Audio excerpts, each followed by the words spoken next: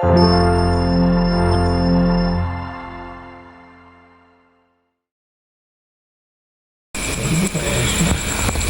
melanjutkan daripada kajian kita sebelumnya, sekarang kita tentang bab wudu. Bismillahirrahmanirrahim.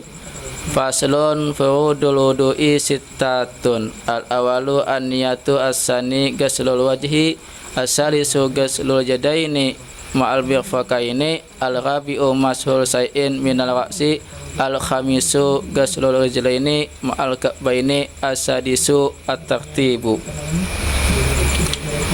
Imam, ini bab adalah bab artinya bab yang penting daripada ibadah kita. Kalau wudu kita enggak betul, maka solat kita, haji kita, umrah kita pun enggak betul, karena solat memerlukan daripada suci, yakni suci daripada hadas kecil dihilangkan dengan wudu, hadas besar dengan mandi. Begitu juga dengan umrah, itu ada tawaf, dan juga haji ada tawaf. Maka tawaf itu termasuk daripada syaratnya suci.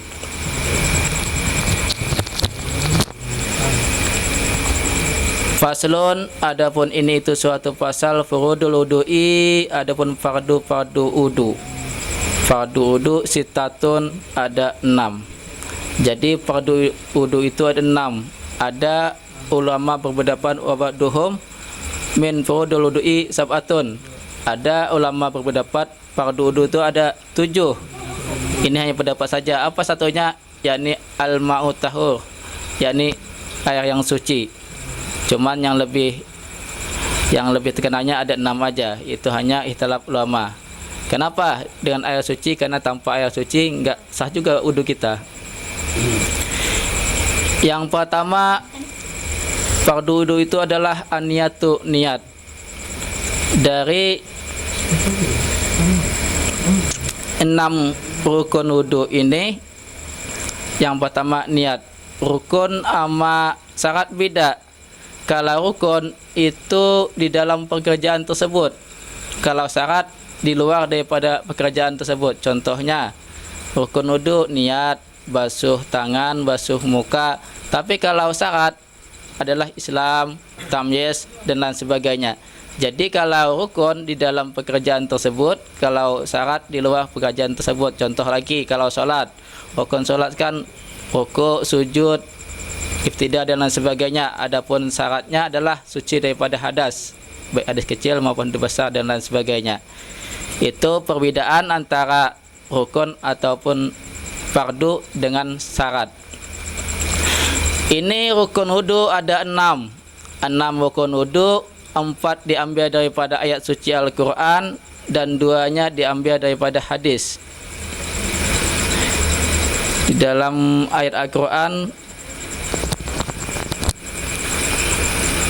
kemarin ada disebutkan,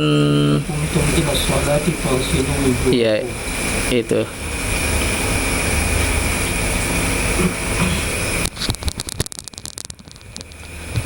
Kalau sedangkan untuk niat itu dalilnya innama a'malu binniyat.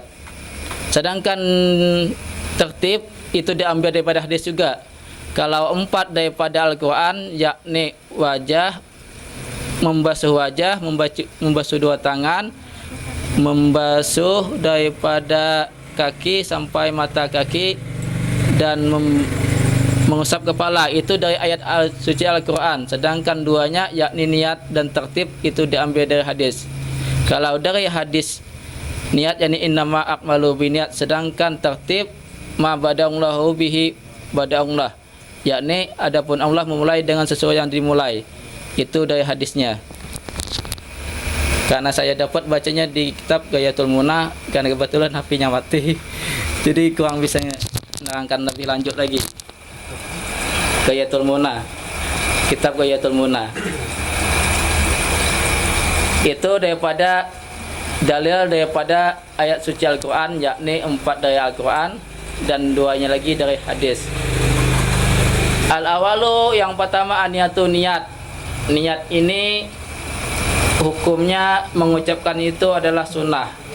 Lalu bagaimana atau letaknya di mana niat ketika wudhu? Yakni ketika sampainya air di muka. Kadang-kadang kan kita ketika itu sebelum mengusap muka. Nah, padahal niatnya itu ketika mengusap muka. Sebelum daripada itu kan belum niat tuh. Biasanya kan niat kan sebelum mengusap tuh niatnya, sebelum cuci tangan tuh kan nawaitu wudu kadang tuh. Jadi awal niat itu ketika mengusap bagian muka. Umpamanya nawaitu doa li rabbil hadasi askari faradalillah ta'ala. Dalam hati kita niat ketika mengusap muka. Kalau seandainya niatnya itu dimulai daripada sini di hidung umpamanya, berarti atas sini belum terkena air. Berarti nanti yang kedua boleh tuh. Mata menyapukan lagi, mengatakan. Jadi niatnya tuh gak mesti harus di sini. Ataupun mana-kananya aja. Tapi kalau umpamanya karena yang di sini, berarti ini belum termasuk basuhan. Basuhannya kan wajib satu aja kan. Basuhan yang wajib itu satu. Kalau satu tuh sudah sempurna, nggak perlu lagi basuhan yang kedua. Tapi untuk menyempurnakan itu maka sunnah 3 tuh supaya rata semua. Kalau tangan kan nggak pakai niat, tangan kan langsung aja basuh semuanya kan. 1 kali wajibnya. Adapun 3 kali itu sunnah. Tapi kalau muka ketika terniat sampai niat itu di bawah ini, berarti atasnya belum sampai niat. Berarti kita harus membasuh 2 atau 3 kali lagi. Adapun yang wajib itu yang pertama ya, yang wajib. Nah, itu tentang niat. Adapun melafazkannya, yakni nawaitu doa li rabbil hadis asgai farada lillahi ta'ala, itu sunnah. Niat itu di hati. Di hati kita ada terlintas, yakni di dalamnya untuk wudu. Lalu bagaimana dengan niat wudu? Nawaitu doa sah. Niat gitu, nawaitu doa enggak perlu dilanjutkan lagi. Nawaitu doa sah. Tapi kalau beda kalau mandi. Kalau mandi nawaitu ghusla enggak sah. Karena kalau mandi itu banyak macamnya. Karena ada mandi sunnah, ya Idul Adha atau Idul Fitri, hari Jumat, atau mandi janabah. Tapi kalau wudu enggak ada selain wudu untuk itu kecuali untuk ibadah. Nah, jadi kalau niat wudu, nawaitu doa udah sah niatnya. Gampang, kecil, artinya pendek itu. Tapi kalau mandi itu niatnya disebutkan apa yang kita tujuan kita.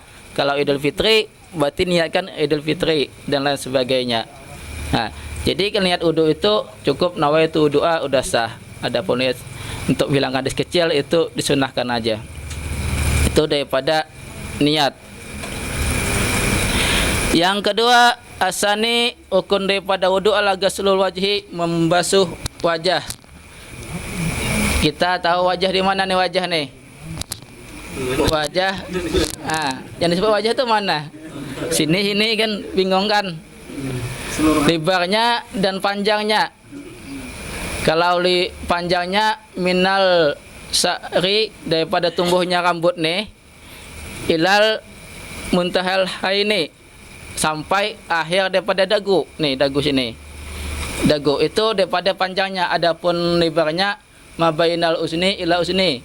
Antara telinga sampai telinga ini ada pentilan telinga kan. Sampai pentilan telinga itu lebarnya. Jadi dari sini tumbuhnya rambut sampai sini ujung daripada dagu. Lebarnya dagu panjang. Pokoknya adat. Kalau botak adat aja. Adatnya kan di mana tumbuhnya rambut itu kan? Nah, ya. Kalau botak. Ada. Pokoknya menurut adat aja di mana tumbuhnya rambut di situ tuh. Ada. Iya. Kalau ada rambutnya. Itu daripada panjang dan lebarnya. Lalu ada permasalahan umpamanya kalau kan muka kita tuh kan ada banyak bulu tuh. Bulu alis, bulu mata, bulu kumis, bulu janggut, bulu jambang. Ada 7 bulu tuh kalau di muka tuh. Kalau seandainya muka kita berjambang kayak saya kan berjambang nih. Itu kalau seandainya jambangnya tebal, itu cukup di luarnya aja katakan. Enggak perlu ke dalam-dalamnya. Tapi kalau saya ini enggak tebal. Ukuran tebal itu kalau kayak gini nih, kelihatan enggak kulitnya. Kalau seandainya kelihatan kulitnya itu enggak tebal, berarti wajib sampai air ke kulitnya. Seandainya nggak kelihatan kulitnya kalau kita gini, itu maka nggak wajib sampai ke dalam, di luarnya aja. Kayak Habib Syekh itu kata nggak, ataupun Syekh Hisam lah. Kalau pernah tahu Syekh Hisam Kebani itu tebal tuh, itu cukup luarnya aja kan, nggak perlu sampai ke dalam. Nah, contohnya pula, seandainya nih ada perempuan tebal bujambang dah, kan ada permasalahan di kitab tuh, ada perempuan umpamanya bujambang, berarti mungkin pernah terjadi kalau ulama pernah masukkan dalam kitab. Bujambang bagaimana? Apakah dia harus di luar aja atau di dalam? Harus sampai ke dalam, sampai kulit airnya. Wajib sampai ke kulit. Kenapa? Karena zaratun jarang, yakni perempuan itu jarang terjadi daripada bujambang. Dan sunnah juga dikikis, dihilangkan. Sunnah bagi perempuan yang punya jambang dihilangkan. Nah, seandainya dia punya jambang tebal, maka wajib sampai ke kulitnya. Demikian daripada 2 rukun aja dulu. Nanti Abi jelas lagi, mudah-mudahan pertemuan akan datang. Dan kebetulan juga amati HP-nya di dalam ketangan Gayatul Munah. Wabillahi taufiq wal hidayah. Assalamualaikum warahmatullahi wabarakatuh. Inna